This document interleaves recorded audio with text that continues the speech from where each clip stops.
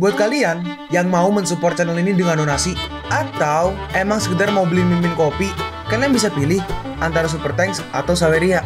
Gue sih nggak masalah kalian pilih yang mana. Cuma kalau bisa, lewat Saweria aja. Soalnya kalau YouTube, potongannya gede, 30%. Kalau Saweria, cuma 5%. Untuk link Saweria, kalian bisa klik aja di atas kanan nih. Atau bisa cek di kolom deskripsi. Tapi kalau mau support, nggak harus donasi kok. Dengan kalian nonton sampai habis, dan memberikan like pada video ini, itu udah ngebantu banget buat support channel ini. Oh iya, kalian juga bisa join nih ke grup Telegram komunitas cerita manhwa yang baru. Untuk linknya, gue tampilin di layar ya. Tapi kalau malas ngetik, cek aja kolom deskripsi. Di sana, kalian bisa sharing nih topik seputar manhwa dan kawan-kawan, dan juga ketemu teman baru. Kalau mau info terbaru dari Mimin, misalnya upload kapan atau misalnya ada telat upload, Mimin pasti akan langsung infokan di Telegram. Makanya, jangan lupa join ya. Gak perlu berlama-lama lagi, kita mulai aja ceritanya.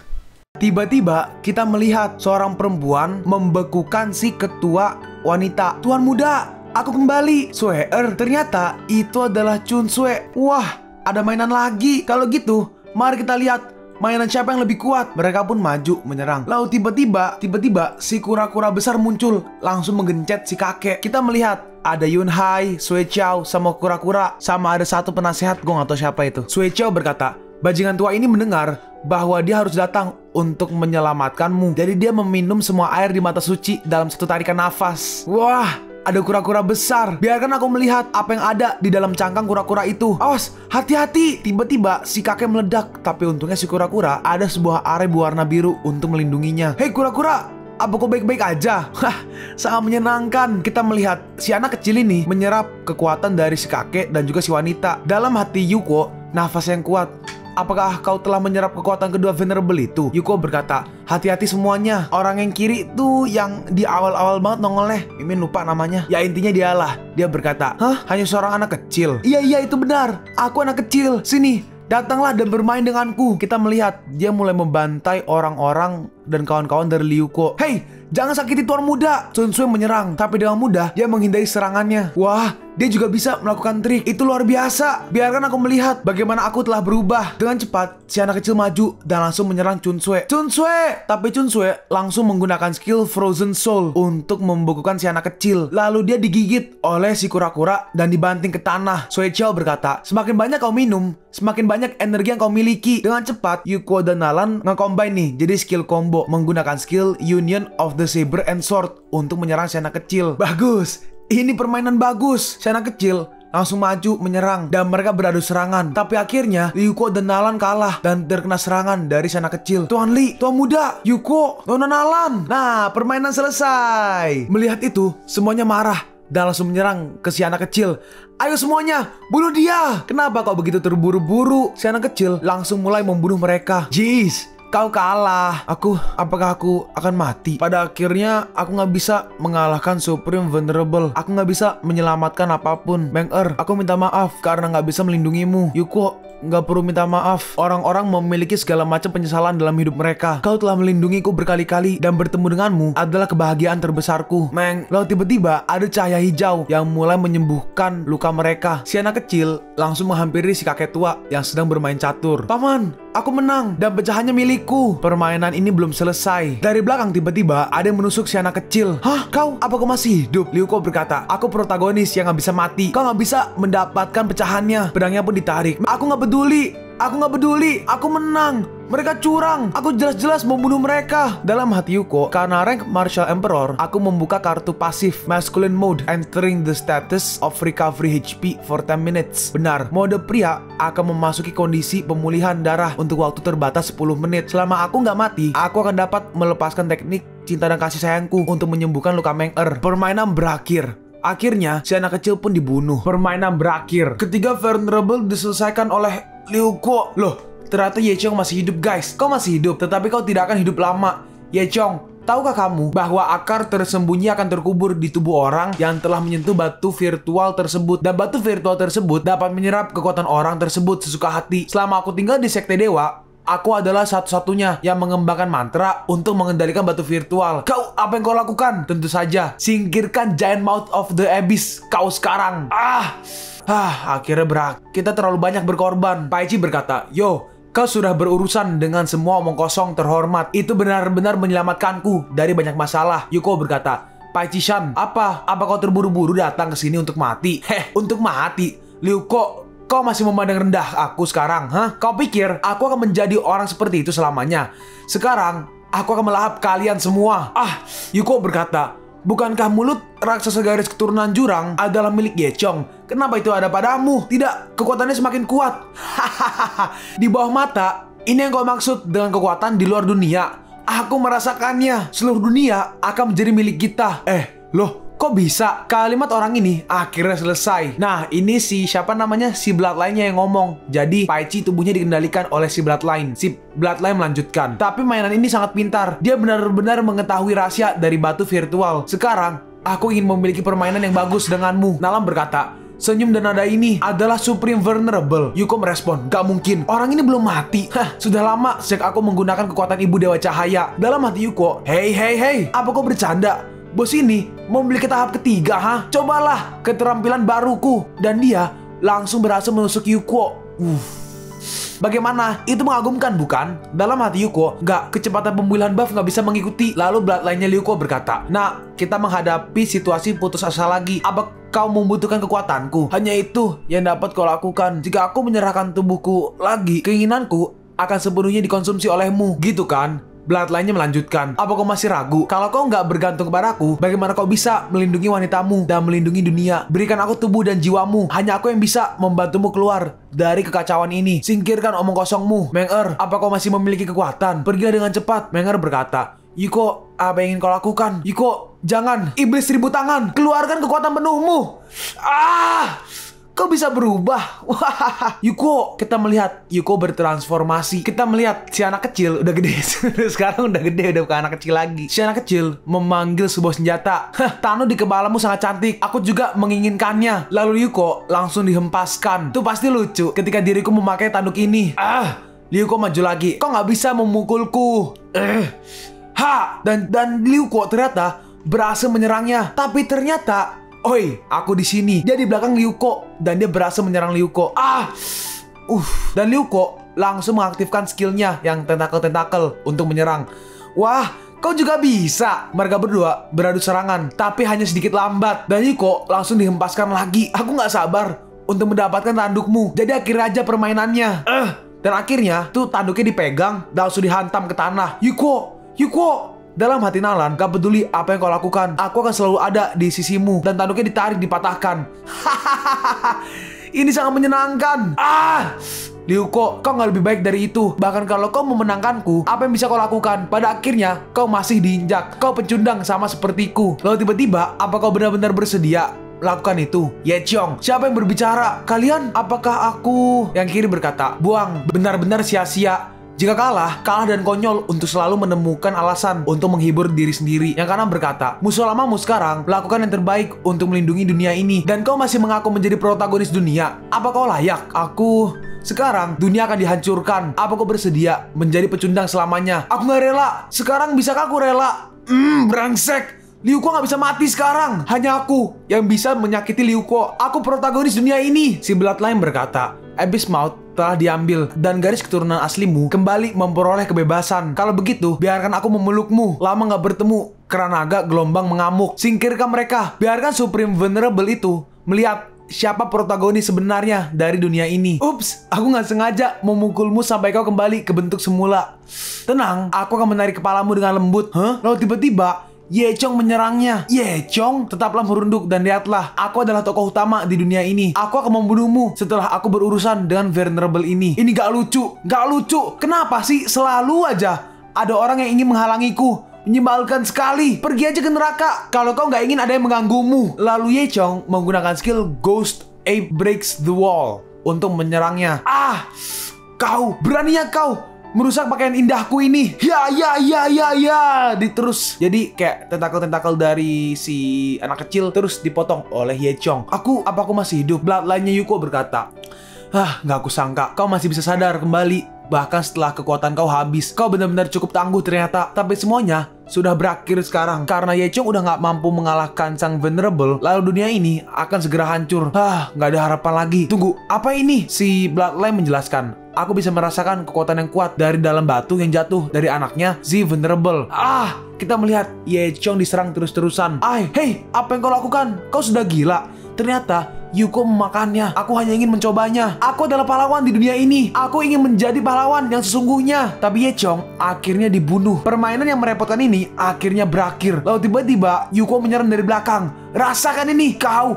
Beraninya kau membokongiku. Dan dia terkena serangan dari Liu Kuo. Kau telah menodai kekuatan Two-Eyed Mother. Akan kuhancurkan kau. Kita lihat, lalu si anak kecil menggunakan skill Silent Death Light untuk menyerang.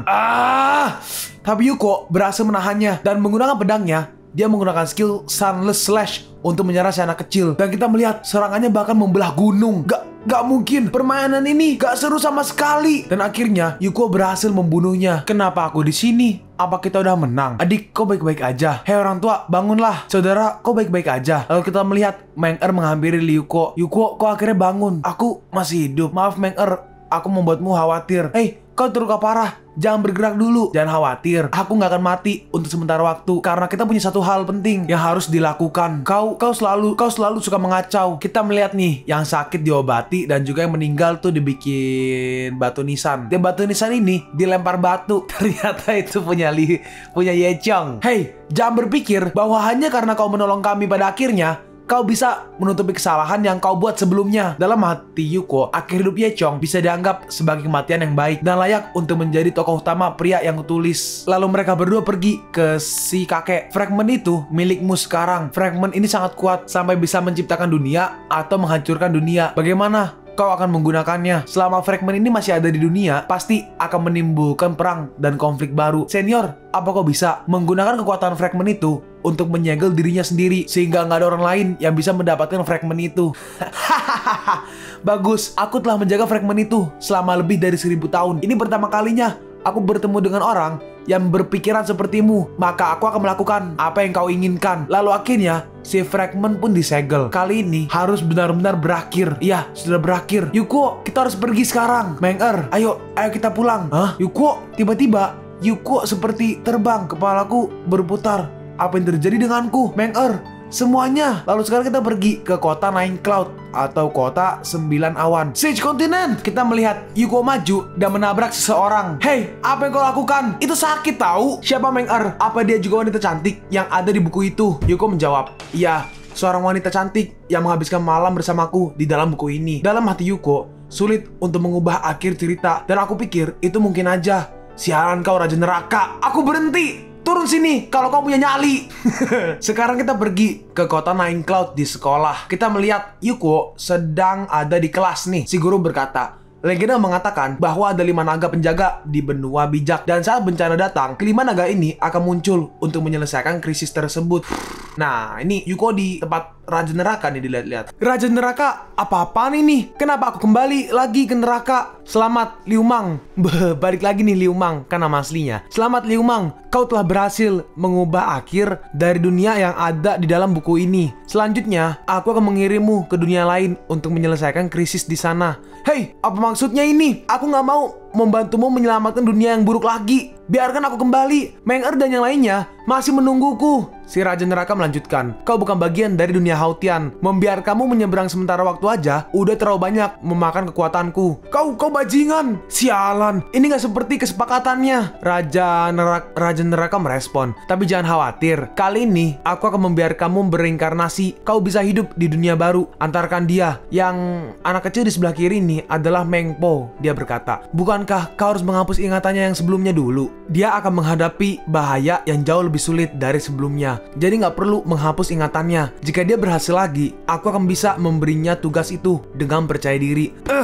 Sial, gurunya membalas. Hah? Beraninya kau menghina gurumu? Liuko, keluar kau dari sini. Hah? Oke, baiklah kalau gitu. Yuko pun keluar. Kau, Yuko. Lalu dalam hati Liuko, 16 tahun telah berlalu sejak Raja Neraka secara paksa bereinkarnasi. Aku lahir di keluarga pedagang, jadi aku nggak perlu khawatir tentang makanan dan pakaian. Pada awalnya, aku nggak bisa mengingat apa yang aku alami di dunia Hautian sebelumnya. Meng Er, Xianchen, Wu You, aku nggak bisa kembali ke Haotian lagi. Karena aku nggak bisa mengubah kenyataan, ya udahlah, santai aja. Ngomong-ngomong, apanya yang krisis kepunahan? Kali ini, aku akan mengacaukannya. Dan aku nggak peduli dengan apapun yang terjadi. Lalu seseorang memanggil, Yuko.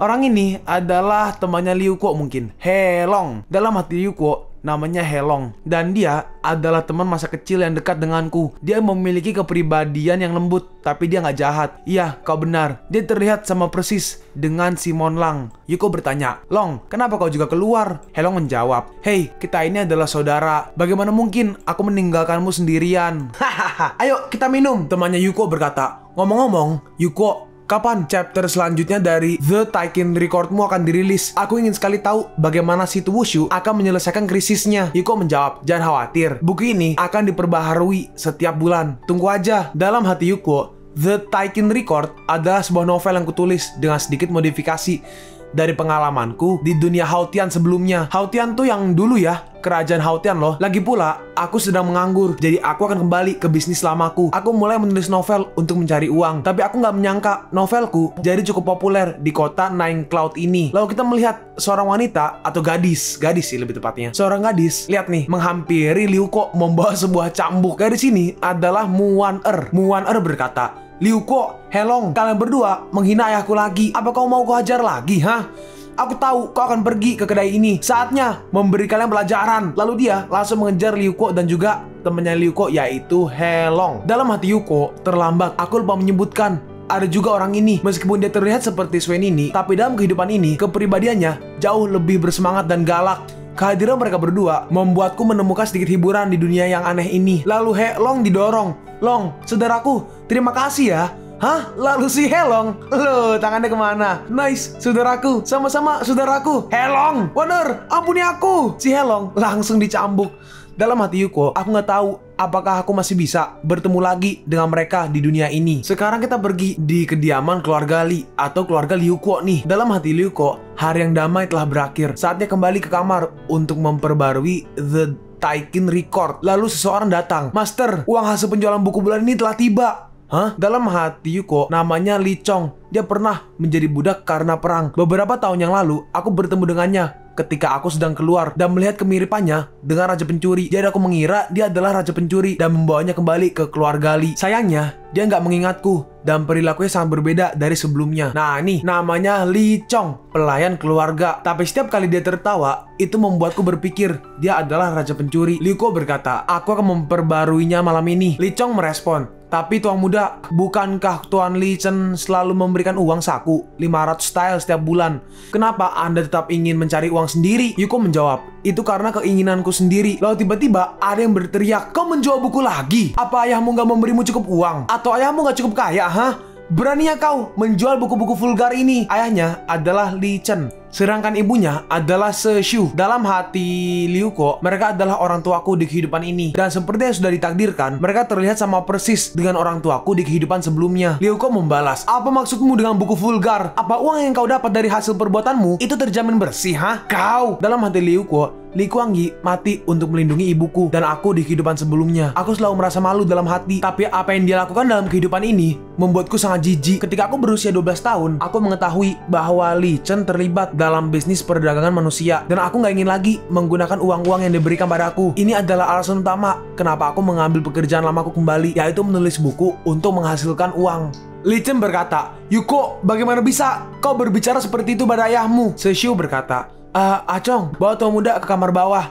Iya, Tuan Muda, ayo pergi. Se Shu berkata, Tuan, kenapa kau harus begitu tegang dengan anakmu sendiri? Kata gambarannya, jika itu adalah masalah besar. Ayahnya merespon, enggak, waktunya belum tiba. Selain itu, dia baik-baik aja sendiri sekarang. Dalam hati Liuko, sayang sekali. Kalau aja Alimama masih hidup, aku akan bisa menggunakan komputer untuk keperluanku. Lalu tiba-tiba, ada orang. Dengan cepat, Yuko langsung mengambil pedangnya dan langsung keluar. Hei, berhenti! Kita melihat seorang wanita sedang dikejar beberapa prajurit atau musuh lah. Space Wound Cave. Dan serangannya berhasil mengenai wanita itu. Wanita itu berkata, aku nggak tahu apa-apa. Kalian menangkap orang yang salah. Seseorang membalas, Hei, apa kau pikir kau bisa bersembunyi dari kuil Tongming kami? Cepat kasih tahu di mana makhluk itu. Kalian pun sampai di penghujung video ini. Kalian mau tahu lanjutan chapter ini? Atau manhwa menarik lainnya? Makanya, jangan lupa subscribe biar kalian gak ketinggalan kalau gue upload video baru. Jangan lupa like, komen, dan share ke teman-teman kalian supaya channel ini bisa lebih berkembang ke depannya. Segitu dulu dari video cerita manhwa. Gua Sabik undur diri. See you on the next video. Zaijian.